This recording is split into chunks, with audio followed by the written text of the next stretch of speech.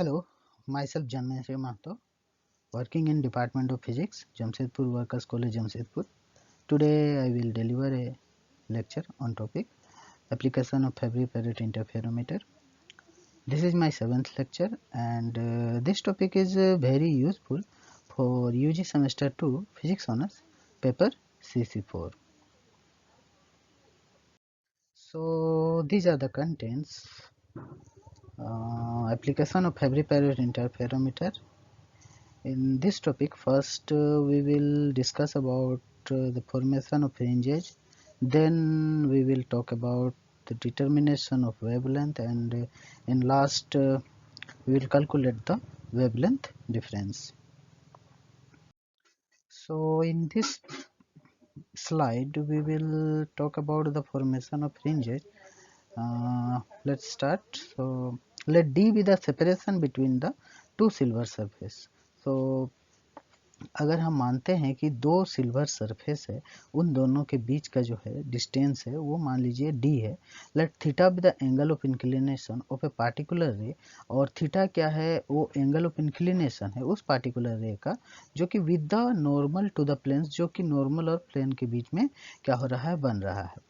तो अब है the path difference between any two successive transmitted rays corresponding to the incident rays can be written as. तो यानी कि अब हम क्या कर सकते हैं, जो पाथ डिफरेंस है उसको हम लोग लिख सकते हैं जो कि दो सक्सेसिव ट्रांसमिटेड रे के बीच में है, तो उसको हम लोग ये इस तरह से लिख सकते हैं, यानी कि P D is equal to 2d cos theta.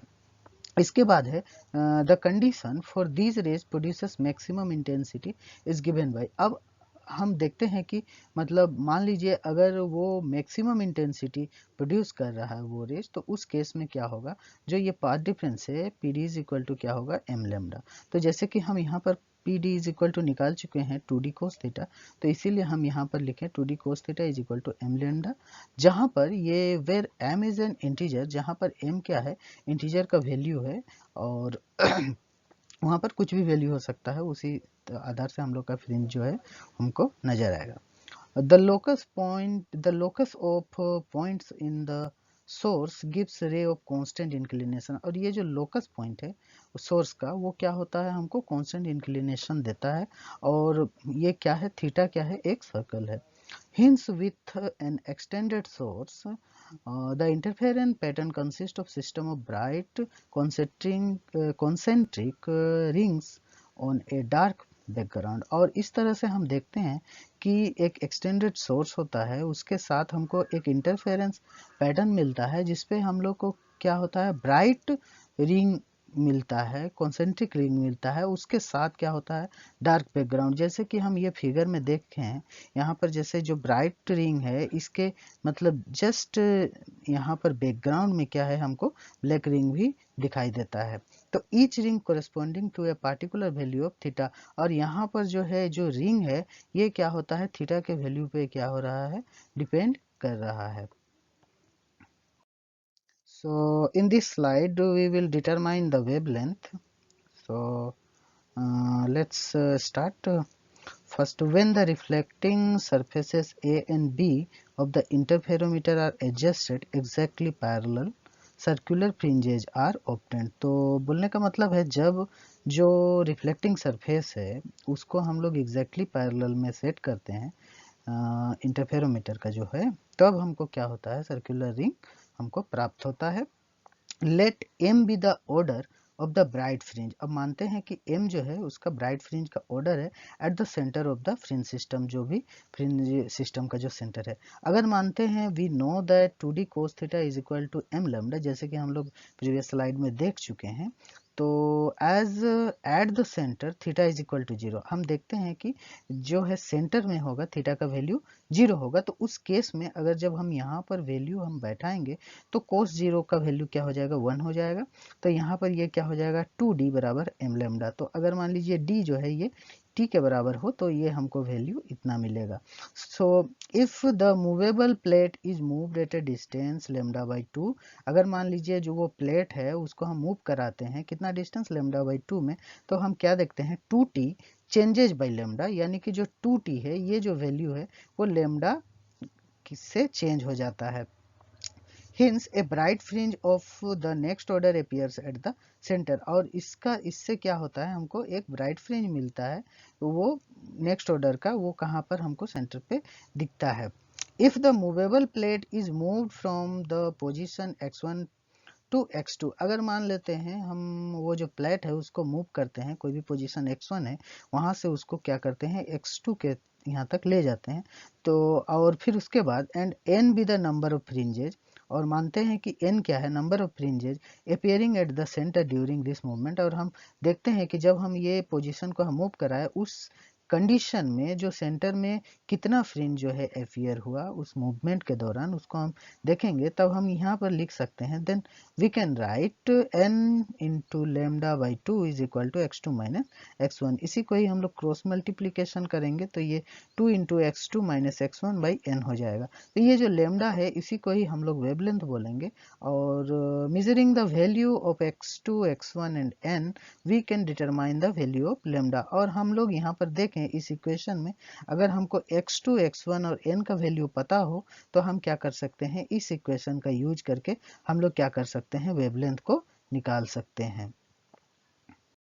अब है वेवलेंथ का डिफरेंस. तो the light emitted by a source में कंसिस्ट ऑफ 2 और more wavelengths as in D1 and D2 lines in the case of sodium. तो sodium के case में हम देखते हैं कि मान लीजिए कोई सोर्स से लाइट इमिट हो रहा है और इसमें क्या होता है, उसमें 2 वेवलेंथ है. जैसे मान लीजिए जैसे हम लोग ये लाइन जो है D1 और D2 लिए हैं, किसके केस में, सोडियम लाइट के केस में. तो separate fringe pattern corresponding to the 2 wavelengths are not produced in the case of Michelson interferometer. तो हम लोग पहले पढ़ चुके हैं माइकलसन इंटरफेरोमीटर में, लेकिन हम उस इंस्ट्रूमेंट का यूज करके हम लोग फ्रिंज का पैटर्न को हम लोग अलग नहीं कर सकते हैं, ये हम लोग ये देखते हैं.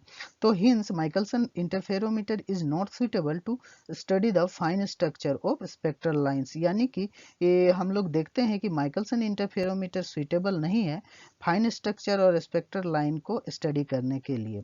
तो अब है but in the case of फेब्री Perot interferometer, लेकिन जब हम फेब्री पेरोट इंटरफेरोमीटर का जो केस देखते हैं तो उस केस में क्या होता है, each wavelength produces its own ring pattern. और हम लोग यहाँ देखते हैं कि प्रत्येक वेवलेंथ जो है वो एक अपना अलग रिंग पैटर्न को क्या करता है, प्रोड्यूस करता है. And the pattern are separated from each other. और हम लोग क्या देखते हैं कि वो जो पैटर्न होता है वो एक दूसरे से क्या होता है, अलग होता है.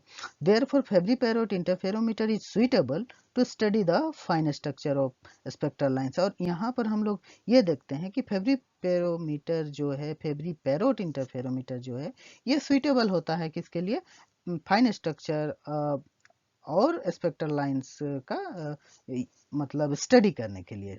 ठीक है. अब है the difference in wavelength can be found using coincidence method. हम लोग यहाँ पर जो वेवलेंथ का डिफरेंस है उसको हम लोग कोइंसिडेंस मेथड से हम लोग क्या कर सकते हैं, उसको कैलकुलेट करके निकाल सकते हैं. तो हम मानते हैं let lambda 1 and lambda 2 be 2 very close wavelengths in the incident light. तो जो लाइट हम लोग का इंसिडेंट हो रहा है वहाँ पर हम मानते हैं कि लेमडा 1 और लेमडा 2 ये क्या है, 2 वेवलेंथ है. और ये 2 वेवलेंथ क्या है, एक दूसरे से बहुत ज़्यादा क्लोज हैं. वी एज्यूम दैट, हम मानते हैं कि lambda 1 is greater than lambda 2.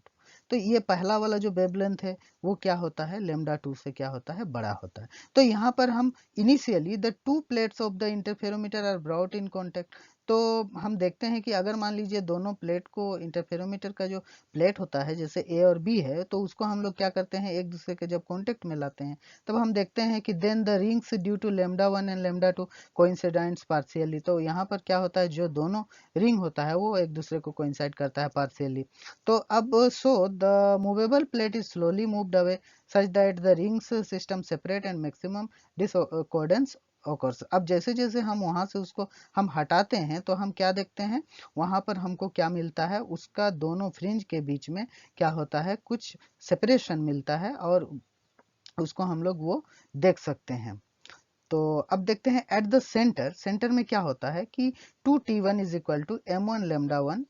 तो ये इज इक्वल टू, अब M1 हम लोग का जो लेमडा 1 है, लेमडा 1 का क्या होता है, ये जो है हाफ लेमडा टू, इस वैल्यू को हम लोग पुट के इसी को ही जब हम आगे कैलकुलेट करेंगे तो हम देखेंगे यहाँ पर m1 का वैल्यू को हम लोग यहाँ पर जो है यहाँ से हम लोग देख सकते हैं यहाँ पर लेमडा 1 माइनस लेमडा 2 है, ये इस वैल्यू को हम लोग यहाँ पुट करेंगे तो हम लोग यहाँ, क्योंकि इसको हम लोग यहाँ सोल्व किए हैं इसी इक्वेशन को हम लोग, तो इसी को ही फिर नेक्स्ट हम जब इसको कैलकुलेट करेंगे तो हमको यहाँ पर m1 इज इक्वल टू मिलेगा lambda 2 by 2 lambda 1 minus lambda 2। So now from equation 1 and 2 we get, तो इक्वेशन 1 और 2 जो हम लोग पहले निकाल चुके हैं वहाँ से हम लोग को मिलता है 2t1 is equal to lambda 2 by 2 lambda 1 minus lambda 2 into lambda 1। तो therefore lambda 1 minus lambda 2 इसको हम लोग इधर ले गए और ये वाला टर्म सबको इधर ले आए, तो यहाँ से 2 और 2 ये मल्टीप्लाई होकर 4t1 हो गया और यहाँ पर ये लेमडा 1 लेमडा 2 हो गया।